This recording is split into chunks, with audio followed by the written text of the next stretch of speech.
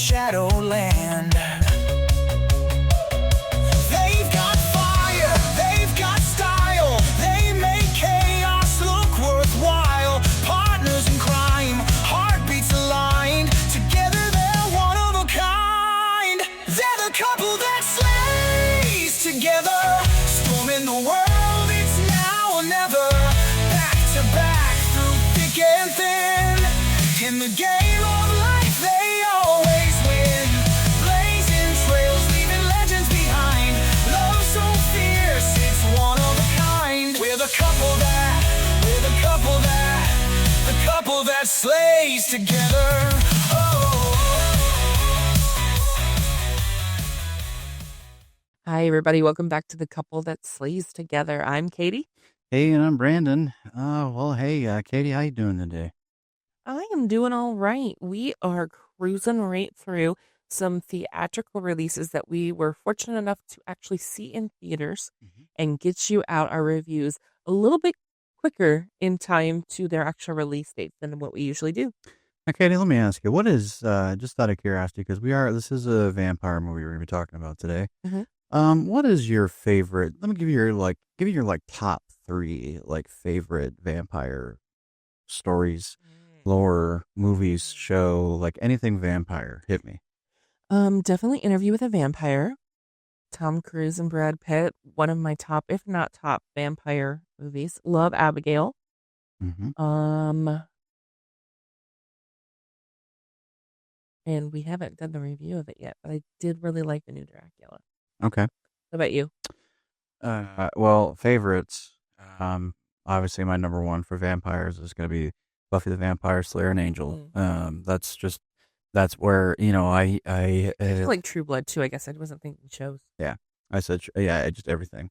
I really think that, they have you might even disagree with me, but I feel like they have a solid, lore for their vampires and such. And, I enjoy it. Next one would probably be From Dusk Till Dawn. Can't deny it. Great movie. I've loved it since I was little. Salma Hayek, man. Can't say that enough. But, one that doesn't get talked about enough. Now, this might be more of an honorable mention than anything, but I still want to say it. I'll say it as my third. Ethan Hawke's Daybreakers. I loved that movie. Movie about 95% of the world has been taken over by vampires and their blood supply is running out. Really cool. It is a really interesting concept with them being able to drive the cars with the cameras and TV screens that are completely light tight. Yeah. But yeah, that's a cool property, I felt. Well, hey, we got another edition of Would You Rather Horror Edition. So straighten that by Sophie Rivers, available on Amazon if you are so interested. Yeah. All right. I think we've had this one. Let me try this one. The number of followers. Okay, would you rather the number of followers you have equals the number of people watching your every move without you knowing, or your most liked post will be the last words written on your tombstone? Well, I think it would be the second one, because on TikTok, my most liked post I made was from Schitt's Creek, where David's like, I spent the night in the bed of a truck. And Alexis is like, oh my God, David, who hasn't? That would be really funny on my tombstone. Yeah. So I'm going to have to go with the second one on that. I'm trying to figure out, would I have to be buried with Megan to do that? Because my most liked thing that I put up on our channel was the Megan doll review. So, yeah, I feel like that. Does she go with me? Does she just, stand outside my tombstone? Do we engrave her on my... I don't know. It's kind of funny. But yeah. Your turn. I would say this one was talking about the ones watching you. Big Brother's always watching. Yeah. So, Big Brother, comment, share. Run. You're in here. All right. Would you rather live in a house you can't sell with ghosts who are constantly tormenting you, or live in a town overrun with zombies under eternal quarantine with no way out? I guess I'm going to go with a ghost. Does it say it's just one house? Yeah, live in a house. Can't sell with ghosts that are constantly tormenting you. Yeah. I mean, I'm gonna go. I mean, there's no way out with the zombies, so I guess I'm just gonna go with the ghost because I feel like you could buy another house. I mean, it'd be expensive as shit, but you could still at least have another house without ghosts. But you would have to live in the house. You cannot sell. No, that's what I'm saying. I'll just buy a second house and sleep there. So you just keep the other one. You wouldn't sell it. Oh, Yeah. I feel like that's a loophole, but okay. I'll take it if I can. I think I would rather live in the town run by zombies because I'm a homebody and I don't like to go out anyway. So I just like structurally like take care of it, and y'all can stay out there, and my home can be my palace.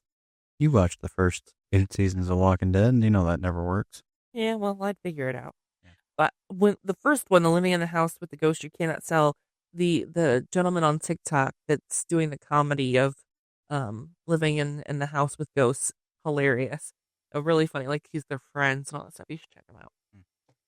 Okay, what movie are we watching today? Today we are reviewing Night Patrol 2026. This is fresh out the gate. Yeah. And actually, yeah, it is important that we say 2026. And it's funny because I posted that we were watching this movie when we went, and it was from like a movie for like 1981 or something. So this is why we put the year on every single one of these, because there are other film titles from different years. So absolutely. But yeah. So our horror subgenre for this film is, I put several different ones because although this is a vampire movie, it wasn't there was other elements to it. So I did my best here, but I said monster because, they're monsters, demons. There's demon in there, I guess. Yeah. Suspense, thriller. I put crime because it's, crime, Got the Crips and the Bloods. Yep. And then I even put religious because the Africa, the Zulu. Yep. So what about you? The only thing that I did differently for what you did was I checked magic and witchcraft as well, because of it kind of being inside of the Zulu religion. In this. So, yeah. This film was written by Tim Cairo, Jake Gibson, and Shay Ogmana, and directed by Ryan Prowse. Our cast is we have the great R.J. Seiler as Wazzy, kind of a friend of ours. Jeremy Fowler as Xavier, your guy from Superior Donuts. She loved that show. The always amazing Justin Long as Hayworth. CM Punk as Marcus. He's the captain for the Night Patrol. Nikki Machaux as the mom. I did not write her name down. I don't know why. And Freddie Gibbs as Bornelius, and Dermot Mulroney as Sarge. Dermot, we've both met. Such a nice guy, really friendly and talkative. And yeah, we met him at a convention, and he just, when you're waiting in line to meet him, it's a little tedious. Yeah. But when you get up to meet him, he just makes you feel like you're the only person in the entire room that talks to you. He's an amazing guy. Yeah. So if you're a horror fan and you do the cons and you're like, I don't know if I want to meet him or not, do it. He's awesome. Even if it is like, I can't afford it and I'm not going to buy a signature or anything like that, just to say hi to him and have that experience is worth the waiting in line. He's really good. Our plot summary for this film, or just our small plot summary: an LA cop discovers his local task force is hiding a secret that puts the residents of his childhood neighborhood in danger. Katie, what are your kind of opening thoughts on this film? So in general, I feel like this movie sounds very interesting. Yep.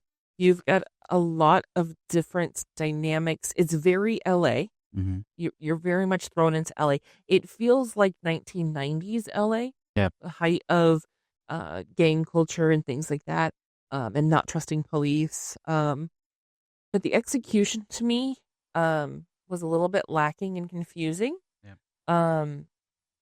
That's my overall general thought of this. Yeah. If you haven't already, again, we're going to go into spoilers here. Yep. So if you haven't seen it and you're interested and you don't want anything spoiled, watch it first, come back. But there's just certain things that I will say that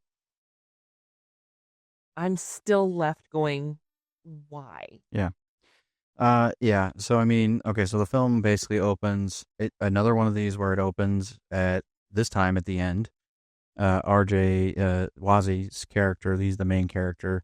Wazi is sitting in a police interrogation room, and he has he's cuffed to the table. Yeah, he's cuffed to the table, but he also has a piece of rock stuck in the side of his stomach, and it looks a little tribal. It looks, different, whatever. And he's without his shirt. Yep. So you can easily see that. Yep. Now, before I go any further with this, there was an incident last year at the Super Bowl where Kendrick Lamar was the artist. There were a lot of people that spoke out against that, and the black community. They're doing the same thing with Bad Bunny right now. Well, we won't go into that, but the reason why I'm bringing this up is the black community kind of was like, if you didn't like that, his performance, or if you didn't like that or whatever, it wasn't for you. Yeah. And I'm not going to comment on that necessarily, but I do feel like music is kind of for everybody. I'm not a fan of Kendrick Lamar, but I am a fan of other hip hop artists. Like I love Chameleonaire, I love Wiz Khalifa, I love Lupe Fiasco, I love a lot of the, there's a lot that I love. You're a big Michael Jackson fan. Yeah, but I felt like it was a little out of line for people to say it wasn't for you. Right. Now, cut to this movie. Yeah. There is a lot that happens between the Crips and the Bloods. There's a lot that happens in black culture that people like me don't experience. Yep. For people to say it isn't for you Right. applies to this film, I feel. I really do. And that it doesn't necessarily always mean color. It does, white people, Mexicans, Asians grow up in these areas too. I didn't. And so I don't feel like it would be fair for me to criticize what I've seen in that aspect. I can really only kind of attest to the lore, the vampire lore and everything. So I'm just going to kind of be straightforward. We didn't like this one as much. Yeah. But I want people to know that we are not shitting on culture. Right. And circumstance and these things. So I want to separate that at the beginning before we get into this, because I do feel like it's important to say. I think that we need to be a little bit clear here too.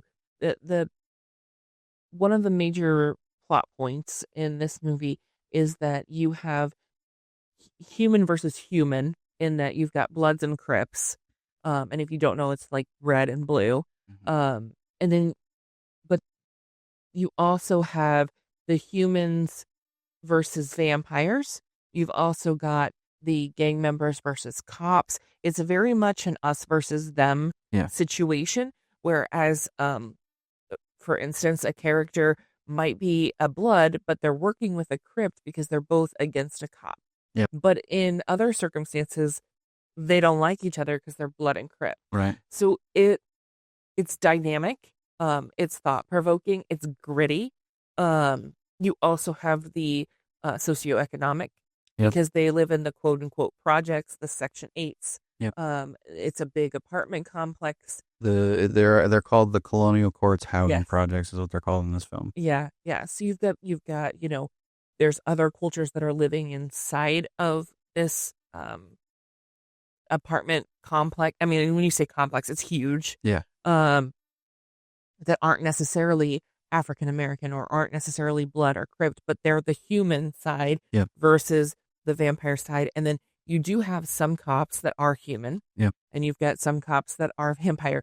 It sounds confusing, and it is in a way, but I do wholeheartedly agree with you on, that this isn't for us kind of a thing. Right. You get it on a totally different level when you have lived in that. I can only say that I know a little bit. Right. I grew up at 40th and Post. If you know the Indianapolis area, a lot of Vice Lords, a lot of Crip. I knew exactly where initiations happened. I knew you don't speak out to cops. You learn a lot when you're living in it. It hits differently. It hits deeper. But I have to disagree with that it's not for us, because I feel like you would still land in the like human versus vampire. Sure. Like you're still putting this out for anyone and everyone to experience your movie, right? So I personally when we get into grading, we'll go into more detail.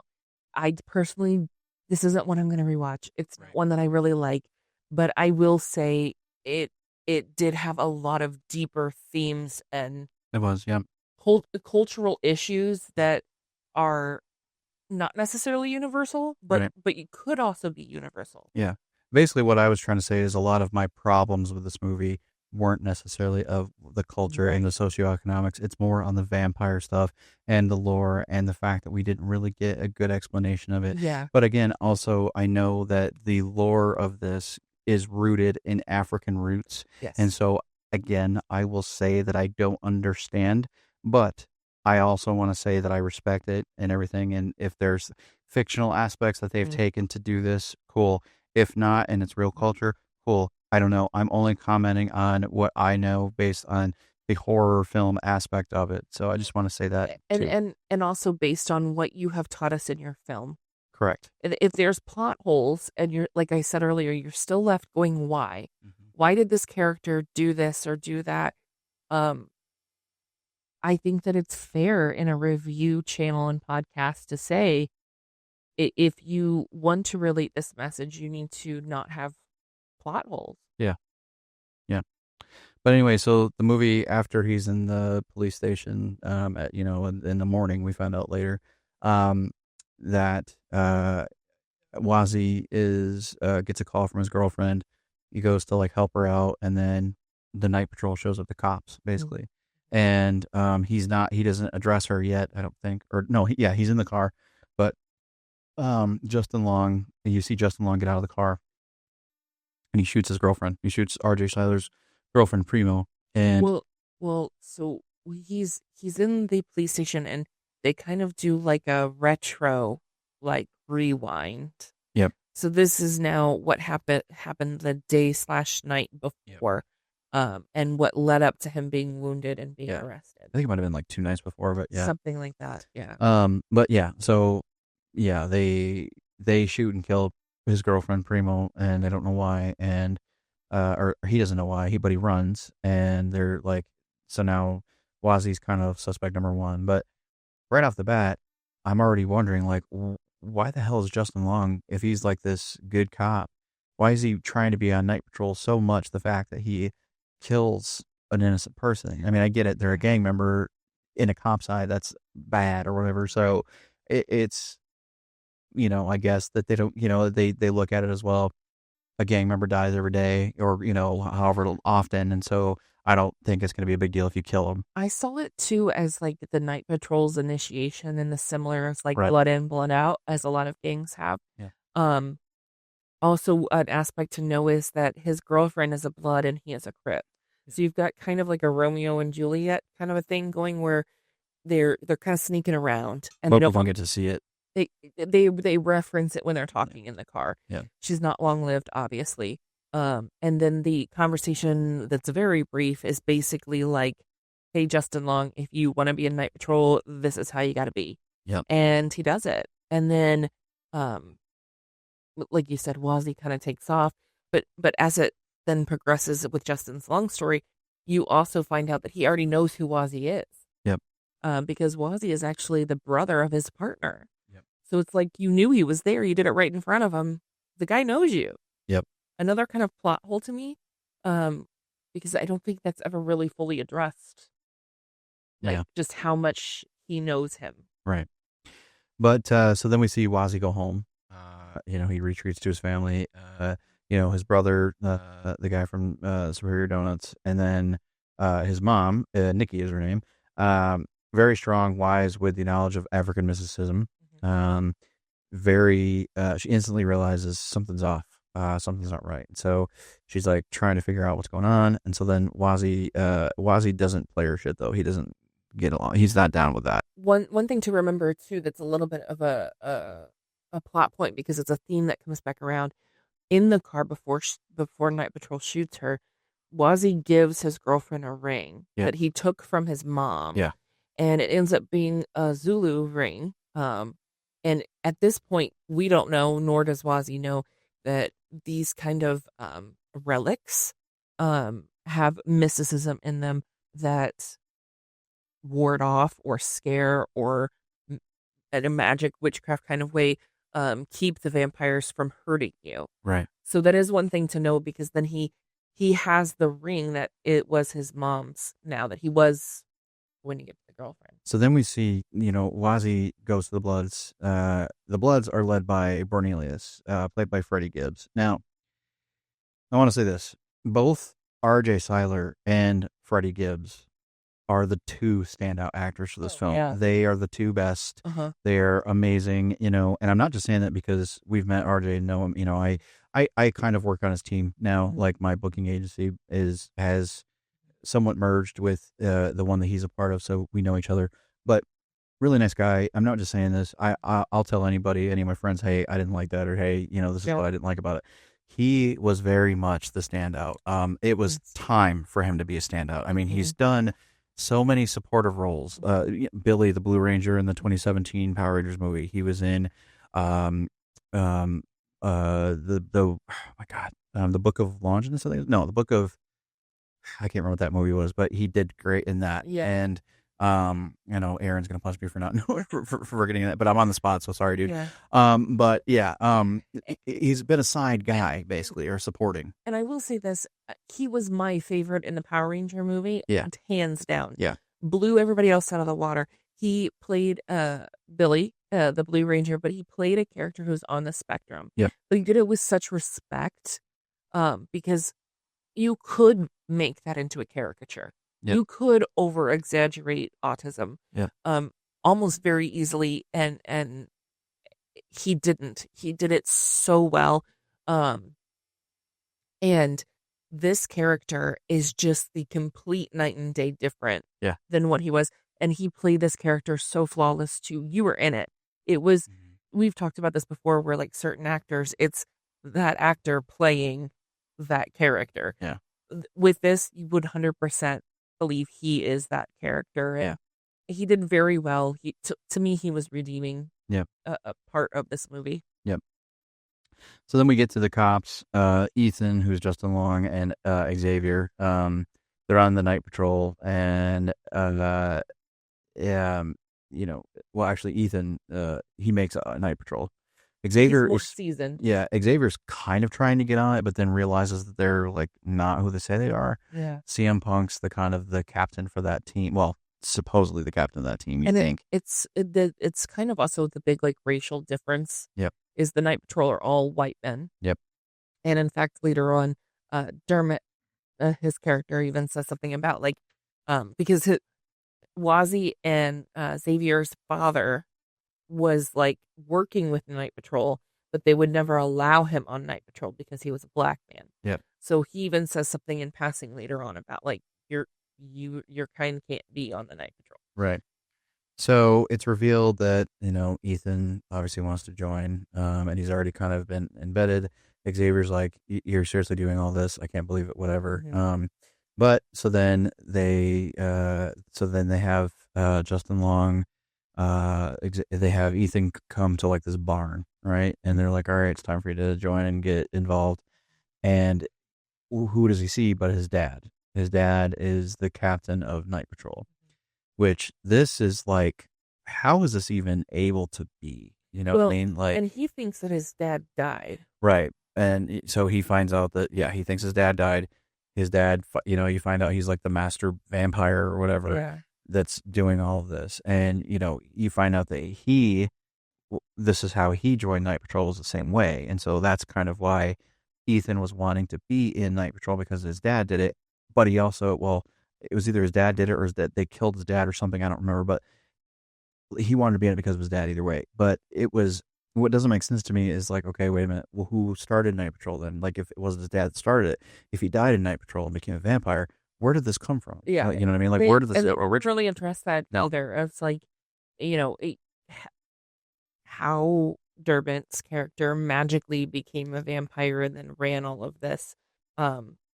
Again, a scene, a dialogue, something to give us the why or the how would have been really good. The other aspect of this is that Wazzy and Xavier's father was killed by their mother. Yeah. And Xavier's the one that turned her in because he witnessed this. So there's contention there. Both of these police officers who are partnered together don't have fathers. Yep. for different reasons. But his father always wanted to be on night patrol, wasn't allowed. His father was on night patrol, but he thought killed an action. But it plays out that the mom killed him because he became like a vampire, I Yeah. think. And so there's just this dynamic already of, white versus black, hierarchy, seniority versus rookie. Yep. Uh, Now, we talked about earlier the fact that, they had Ethan kill, Justin Long's character, they had Ethan kill Primo, who was Wazi's girlfriend, in order to initiate. And that, to me, makes sense, I guess. But what didn't make sense then was, I guess I do get it because, again, on their side of it, it's like, well, if a gang member just dies, then a gang member dies. Like, they might not do anything about it. But or you can just pin it on the other gang. right. Right, exactly. But here's the thing. Now the flip comes. Nikki, Wazi and Xavier's mom, kills a cop. So Xavier, with his partner, his police partner, on the day shift. This isn't a night patrol shift. This is a day shift. Xavier and his new partner, because Ethan has been initiated at this point into night patrol and he's dead at this point. The new partner is also a white male, right? Yeah, he's like a very bullheaded asshole, d-bag. Yeah, you could tell he's thinking the N-word about all his people in the restaurant that he's in, and so speaks down to them very much. Yes, and so you can tell he's very prejudiced. He's already profiled everybody and stuff in his head and all that. So this is just my stepping stone till I get to something better because y'all are beneath me. Probably, yeah. Yeah. But it was interesting because there's heated tension, but Nikki just pulls out her gun and shoots him in the head. Yeah. And it's like, okay, justifiable for the gang, for the opposite, I guess, but for this, how do you not just arrest your mom then and there? Well, what I don't get with that is in that same exact scene, she has the gang. So she's a Crip with her son, Wazi. Yeah. But they've kind of united with the Bloods because she has sold them on this, like, they are vampires and we need to come together and we need to protect our own. And our own is not Blood and Crypt. Our own is everyone living in this complex. And against Night Patrol. Is that later though, or is that during that season? No, that's why the Bloods are there with him. Oh yeah, okay. Because she kind of sells them on this idea. This is when she is selling, I think. Yes. And then she has both Bloods and Crips like stomp out her own son. Yeah. And that's one of the biggest gripes I have of this. Yeah. Is that she feels betrayed because he ratted her out about killing their father. He ratted out the family and the gang and the community by becoming a cop and wanting to be on night patrol. She feels like he's gotten sold out, but she has him brutally beaten up. Yeah, to the point where you'd be like, my baby. Yes. And you'd think that she'd be beating the shit out of them for doing it to him. Yes. And then I'm gonna fast forward a little bit here, and again, spoilers. He ends up getting killed by a vampire later on in the complex, and she's like wailing, like, my baby is gone. And I'm like, less than an hour ago, you just had the living crap beat out of him. Yeah. That to me was a big flaw in I don't get that dynamic. Yeah. Because he very easily could have had internal bleeding, hemorrhaging, blood on the brain, and dying, and she left him on the floor. Yeah. In that restaurant. Yep. But then when he actually does, she's beside her. So I feel like there's a scene that we missed that got cut in editing or something here to explain that like shift with it. Yeah. And as far as the vampire stuff goes, that's an interesting one too, because so this vampire lore really bothered me. Yeah. It changes every scene. Yeah. So from my memory, when Justin Long gets turned, his dad just bites him with his regular teeth. So these, yeah. Yeah. So it's brief. These vampires have like metal fangs. Right, but I thought that was later on at night. So he passes them out in the barn. Okay. And the Dermot character says something about, like, even though we have our fangs, we don't want to pollute ourselves by biting Which makes black people. absolutely no sense. No sense, because the whole thing is they're going to harvest all their blood. Right. So if they're not good enough to bite, why are you drinking the blood? I think that it's just a kind of honestly a lazy way to explain the aesthetic of the metal fags. Yeah. And then it's kind of like a play on the grill. Yeah. Like, the culture of having a grill and diamonds and the metal. Because they're silver or whatever. Exactly. But also, Which silver and vampires shouldn't work either. well, that's lore to lore. That's I know. silver doesn't do jack shit to vampires and Buffy, but it does in Supernatural. So I don't really get it. But Right. so, and actually, I don't even think it does in Supernatural. I think Supernatural they have to behead a vampire. Like that's it. But but the biggest thing that I have an issue with too is it's probably because because this was kind of maybe on a budget. It seemed like it was a little bit of a budget movie. Yeah. So their true fangs are like their face opens up like a fucking Cthulhu looking thing. Yeah. And like, it's like their cheeks can move around down here, and then it's like two big fangs, like a massive tongue and stuff. And it's like, what the okay. Wouldn't it just be easier to eat a big head? Or eat their whole face off or something? Like I just don't. Yeah. But it's like but yeah, the fang thing just doesn't make any sense. Like, I don't know. You'd think that the hunger, you'd want to taste it. And I also don't fully understand the need for like the harvesting of the blood. Yeah. Because what ends up happening is they end up like a full on assault on the you named it, the project, the apartment complex. And there's literal bombs going off and all this stuff, and they're hoarding people, and they're Yeah, it almost turns into like a Middle Eastern looking Somalian war or something. Yeah, and like the big water or gas tank, like the big plastic tub containers, they're filling up with blood. But I'm sitting here going, why do they even have to do that? You live in urban LA. Yeah. You will never not have someone that you could bite and eat right there. And to me, I'm sitting there going like, that's a fresh meal versus like harvesting and holding back. If there was something that was said in passing as to the why, I didn't catch it. Yeah, I didn't either. It didn't make sense to me, that aspect of why we're even doing this. And one other point to make during this chaos, they literally have bombs going off, and they play like, dispatches getting called. And like, we need to have SWAT in there. And these vampires are like, don't worry about it, Night Patrol's on it. Don't worry about it, Night Patrol's here. My mind is there going, no one would just say, oh, it's okay. One branch is there. You have bombs going off in the middle of LA, and they're showing the aerial. It's really cool to see. But I'm like, that makes no sense. There would be SWAT coming in. There would be ambulances showing up. Well, and then it gets back to the point of there wouldn't be a night patrol of cops, the sanctioned night patrol of cops full of vampires. It's sanctioned, and the day patrol knows about it. Yeah, that comes out a little bit later. Yeah, that the day patrol is always known, and it's. And I guess to extend that, why the hell do vampires want to be cops? I think it's the control thing. Maybe. I in a way I can kind of understand, and again, that's an interesting concept because it's a control thing. You could cover up, obviously, like we said, you could kill someone and blame a rival gang. There's a lot of, interesting deep dives rabbit holes that you could use with that. But this movie didn't do it. Yeah. And then another gripe that I have is the Justin Long character. Yeah.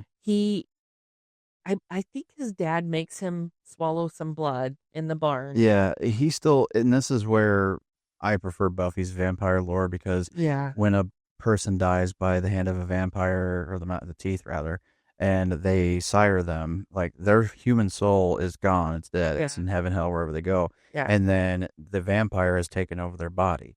But in this, it's like he was resisting. He didn't want to do it. And it's like, why? And again, another interesting concept, poorly executed in my mind with this, because I was invested in that moment of like, okay, I see what you're doing. Where like he's internally like, I'm starving. I'm so hungry. Oh, I don't want to hurt people. Yeah.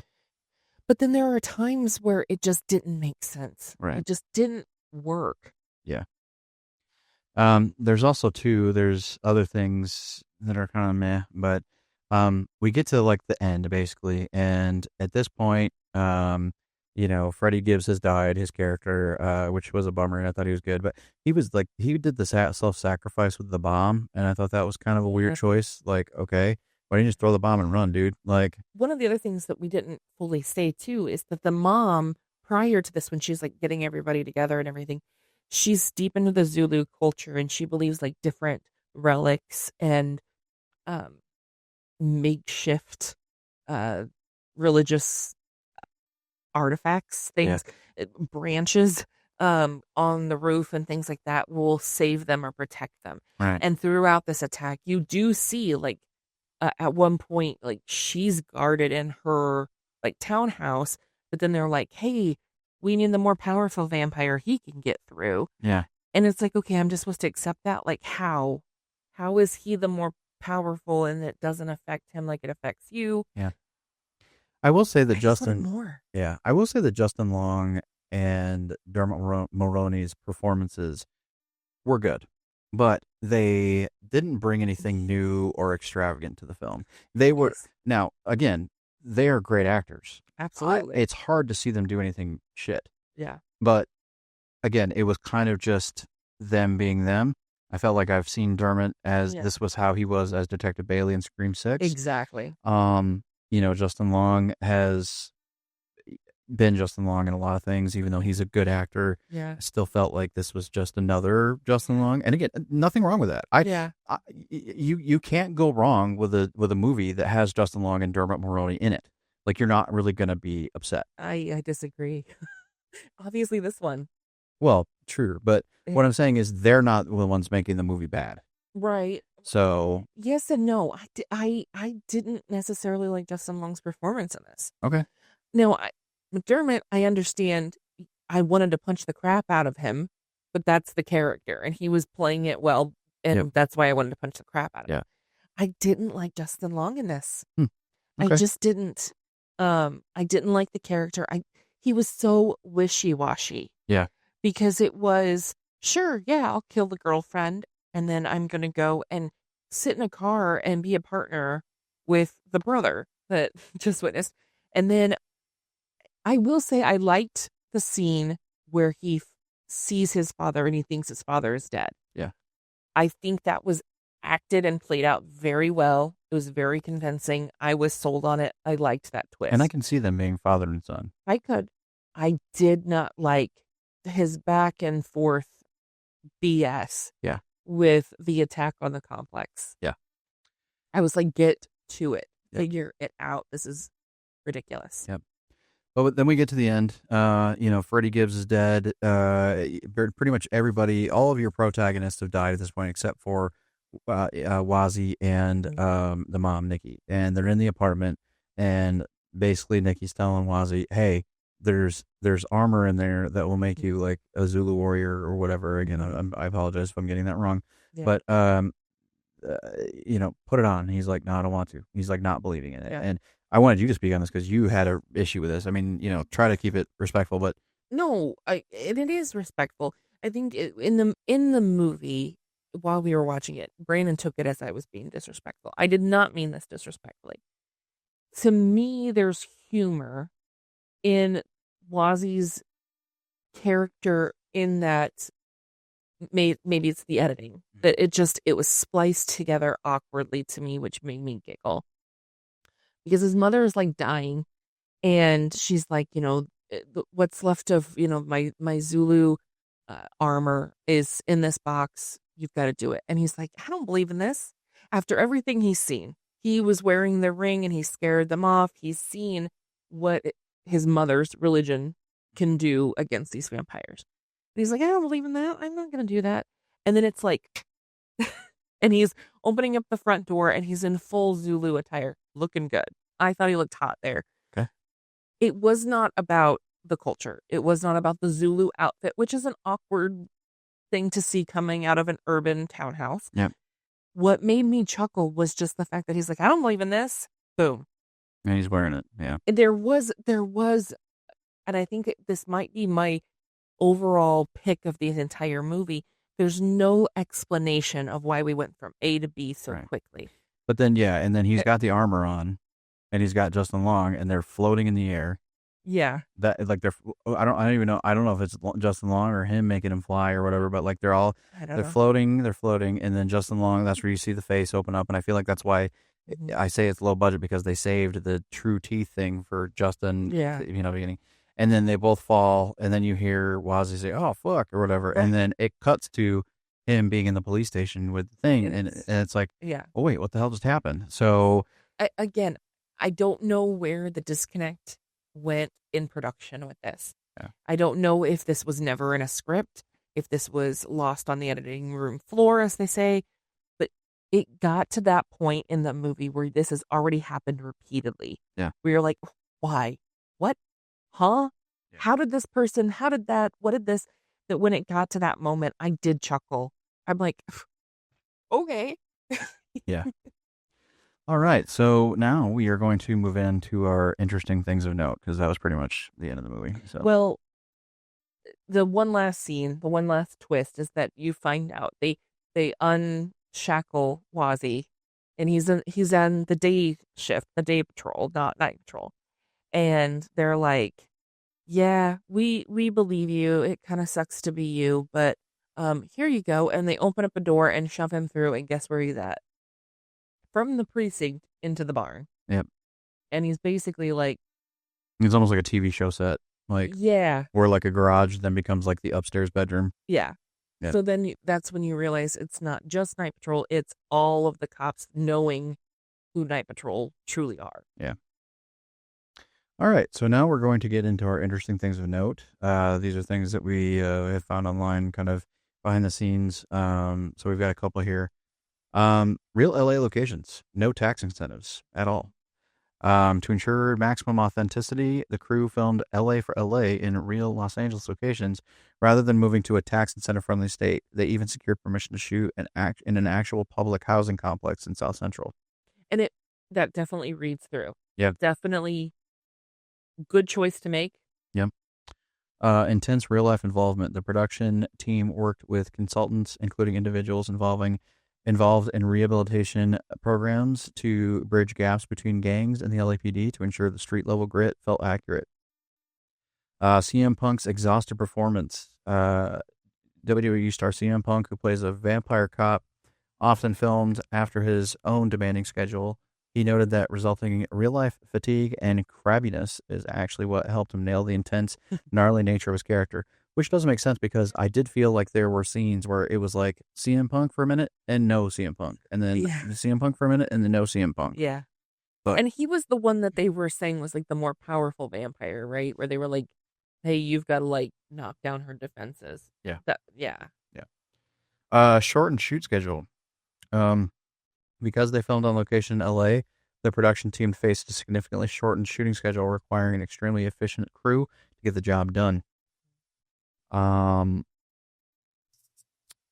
Literal bloodbaths. Actor Justin Long spent half the movie covered in or surrounded by practical fake blood, which required extensive, messy cleanup during the night-heavy shooting schedule. I'm sure it was itchy. Yeah. Real gang member approval. Director Ryan Prowse ensured the script had buy-in from local community members and former gang members to ensure the film's portrayal of the neighborhood and its tensions were respectful yet intense. This was also a film with practical effects focus. The team prioritized practical hands-on effects over CGI to create more tangible, visceral feel for the vampire action, aiming for a 90s-style gritty atmosphere, like you said. Actor Jermaine Fowler, in collaborating with Prowse, described the emotional and physical demands of the shoot as, at times, Apocalypse Now level scary, according to the director. So, all right, Katie. Well, what was your favorite scene of this movie? I think that to me, that's hard to say because I guess I would have to say it's when the girlfriend is killed. Mm-hmm. Because to me, that kind of like set the tone of like, oh, what am I getting into? Yeah. It it's weird to say that that's a favorite because it also is where I'm start going, but wait, why? Yeah. What about you? I'm gonna go with just the end fight in the apartment complex. I feel like it was the most intense. Personally, I really liked seeing Freddie Gibbs and Wazzy and all of the guys kind of like coming together and figuring it out. I really liked that scene. Mm-hmm. All right, Katie, what do you think the death count was in this film? I don't know, because with all of the neighbors being harvested and all that, hundreds. Yeah. No, actually, according to 413 Horror and More, there were only 39 deaths. Now, only is a pretty big number Oh, still. okay. I could say that maybe that's what they showed, but Yeah. the narrative was that they were like getting everyone in the complex. Well, So and here's where I will step off topic a little bit. Narrative, I feel like you can't really go with because then you get into arguments of, well, Jason wasn't really a killer in Scream 6. He only yeah, killed one person. yeah. It doesn't matter. He fucking put on the suit and made the You've phone call. confirmed what you've seen. Right. And that's, Okay. yeah. Yeah, yeah. So, I mean, that's kind of how I look at the death count a little bit. Hmm. But what do you feel like the best killer death was? Um, Again, it's hard because it's another scene that left me with like a, but what? Why? I did like when the mom killed the asshole cop. It was another, oh shit. Yeah. And I didn't like the cop, and I was fine with him being killed, but it was also like, what the hell? Why? How is she not get? How's she gonna get out of this? Right. And then the son getting beaten up is right there too, and it's another like, this film in general to me is, I like it, but I dislike it Yeah. simultaneously. What about you? I'd say the best kill was the cop killed by the mom too, because of the intensity of it. And you're like, what the? It had that end of The Departed level kill, Yeah. and I was like, what the fuck, Yeah. But Because I mean, it's just like there's no warning. She just whips out her gun and. yeah. All right, so now we're going to go into our grading system. If you guys have never watched our show before, we typically we've got 3 different levels of grading, simply because we just want to be a part of every conversation. Sometimes you'll be talking to your friends and you'll say, "Hey, what do you give that movie by letter grade?" Or "What do you rate it by number 1 through 10?" Or "How many stars do you give it?" Well, again, we like to be a part of all the conversations, and so we like to give you each rating for all 3. So, And what I like to say every episode is, it's our show, and that's how we want to do it. yep. So I'll start us off on this one. Great. I gave this film a C minus. Okay. I felt like I couldn't fail it because the performances were by RJ and Freddie, and even again, just like your standard performances from Justin and Dermot, I really just having the 4 of them in a movie together. Freddie is a rapper. Freddie's not an actor. So it was new to see him in a movie. I haven't seen him in anything else, but I just thought he was a really good actor. I want to see him in more stuff. I want to see RJ in more leading roles like that because I felt like he did a really good job. As not as great as this movie was, they did a great job. So I commend them for that. Katie, what do you give this for a later grade? I'm right there with you in the same thought process here. Because once again, like I said earlier, I don't know where the miscommunication, if it was in the writing, the script, the editing, but the acting was good. With how frustrated I got with Justin Long with the back and forth, and that it was still good. You still knew who he was and what he was going through, and it was understandable. I gave it a solid D. Okay. Because of that. If you've seen our episodes, I am not one that likes to be left with questions, and I'm left with too many questions. But I loved RJ's character in this. If he were to somehow reprise this character, I would watch it again for him. But the concept was good. The execution was poor. Yeah. What about your number? I gave this a 5.5 out of 10. You were a little bit nicer than me. I gave it a 3. Okay. How many stars did you give it? I gave it 1. Okay. I gave this 2 stars. Again, just performances made sense to me. It's just the vampire lore didn't. And, again, I give them credit for me not knowing much about it, not being ever having to experience it for the first time or for at all. the gang violence, the legitimacy of the gang violence. Again, that part of it, that portion for me, not necessarily for me, but I don't know it. I don't understand it. I've never been in it. I've never had that kind of fear. I've never had that kind of lifestyle. But to see it and to hear that they wanted to accurately portray it, I still gave them a star for that. Yeah. So yeah. Okay, so we have another ranking system here on our show, and that is our replay value.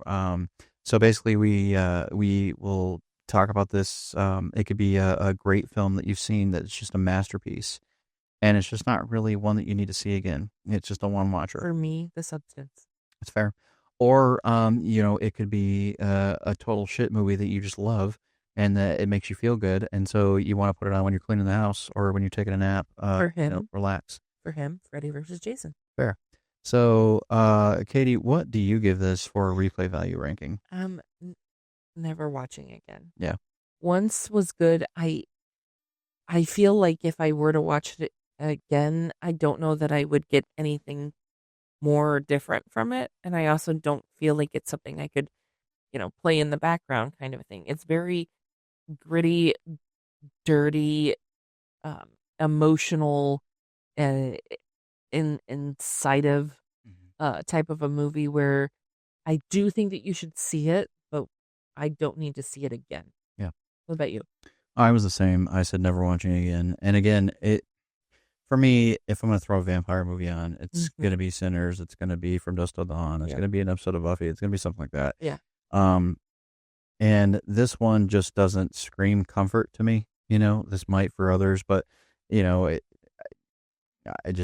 not one that I really care to see again. Yeah. When I was watching the movie and trying to, and again, I can only speak on the horror of the vampire lore, but when I was seeing the vampires, like when they were trying to figure out the vampires, and when the vampires were like putting the fangs in, and when they were trying to basically unfold the lore, it almost felt like trying to eat a sour gummy worm that wasn't tasting good. And I hate to say it that way, but that's what it felt like. And I was like, what the fuck? Like, no metal teeth, but their whole face opens. But what the fuck? Yeah. That's the feeling I felt when I saw these vampires. And I'm like, are they even vampires? Again, it's got African mysticism mixed in with it. So it could be their own spin, but I don't know. Yeah. Yeah. So, all right. Well, I think that's going to do it for our episode of Night Patrol 2026. Definitely, you check it out on your own. Yeah. Make your own opinions of it. Yeah. Let us know. Maybe we're completely off base. Maybe you saw something that we didn't. Right. Let us know. Or, it could be, again, not your cup of tea either, and you just want to not watch it. I will say this. If you don't watch this film, you're not missing much. I mean, I think that's fair to say. I hate to say that, but it's fair to say. But, all right. Well, as always, you guys can catch us on our social medias here. We are on Facebook, Instagram, Twitter, and everything else. Thank you for watching us on YouTube. Thank you for listening to us on our podcast feed. And as always, you can send us an email, couplethatslays@gmail.com. And Katie, anything else you want to add? We are on, I am on TikTok, Couple That Slays Together. We are now also on Epic Studios, which is a newer social media platform that just rolled out. It's Couple That Slays Together as well. Check us out. We're going to be putting up clips and different aspects of our show there. Yeah. And as always, you can comment here. You can email us, get involved. We want to know your opinions as well. Yep. All right, guys. From the Couple That Slays Together, I'm Brandon. I'm Katie. And remember, enjoy your horror. We're the couple that slays together.